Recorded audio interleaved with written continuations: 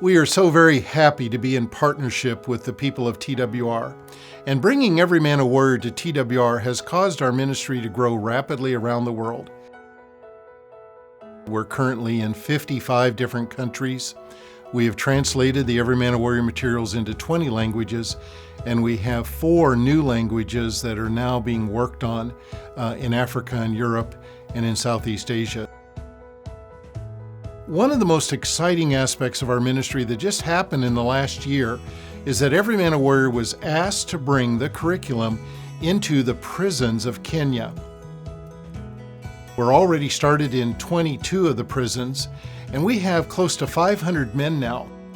Our staff, Samuel Machuri there, is leading this work, and every week he is able to get into about 3 prisons there in Kenya.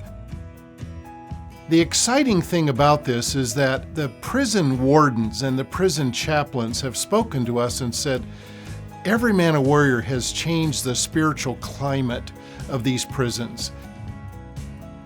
These chaplains and the wardens have reported to us how they see that salt and light has come into the prison. And as these men are praying together, as these men are sharing quiet times, as these men are reciting verses, the other prisoners are listening and they're watching and they're seeing the lives of men that they've known actually transform before their eyes.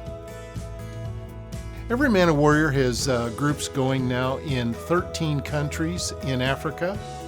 We have 174 groups going in 17 countries in Europe. And coming up in May, we will be having our first European Leaders Conference, and that will be hosted by our friends at TWR in Norway. After that, I'll also go to Albania. Albania is a place where we have 7 groups of men and 1 group of women who are going through the Every Man a Warrior materials. Here in the U.S., we've had about 50,000 men go through Every Man a Warrior in the first 10 and a half, 11 years.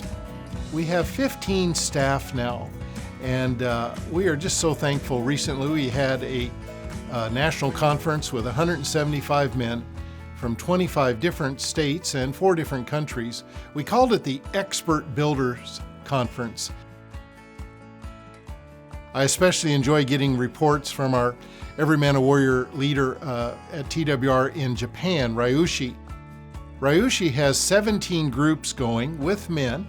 He does most of this by Zoom, but the men in Japan are being attracted to the Every Man a Warrior ministry. We've had 2 men recently in the last 6 months pray to receive Christ.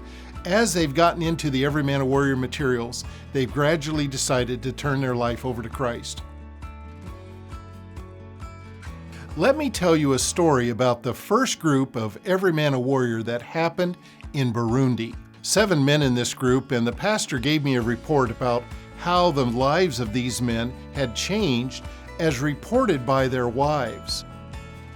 And one of the wives said this about her husband: because of Every Man a Warrior, my husband no longer uses violence to control me and the children. Another wife reported that now her husband leads them in a time of Bible reading and prayer each night before they go to bed. Louis Leitner, the leader of our ministry in Brazil, now reports that more than 12,000 men have gone through the curriculum in just 4 years. They have had groups in all 20 states in Brazil, and we have seen all over the world, whether it's been China, Africa, Brazil, the United States, that men's attitudes towards their wives have changed tremendously.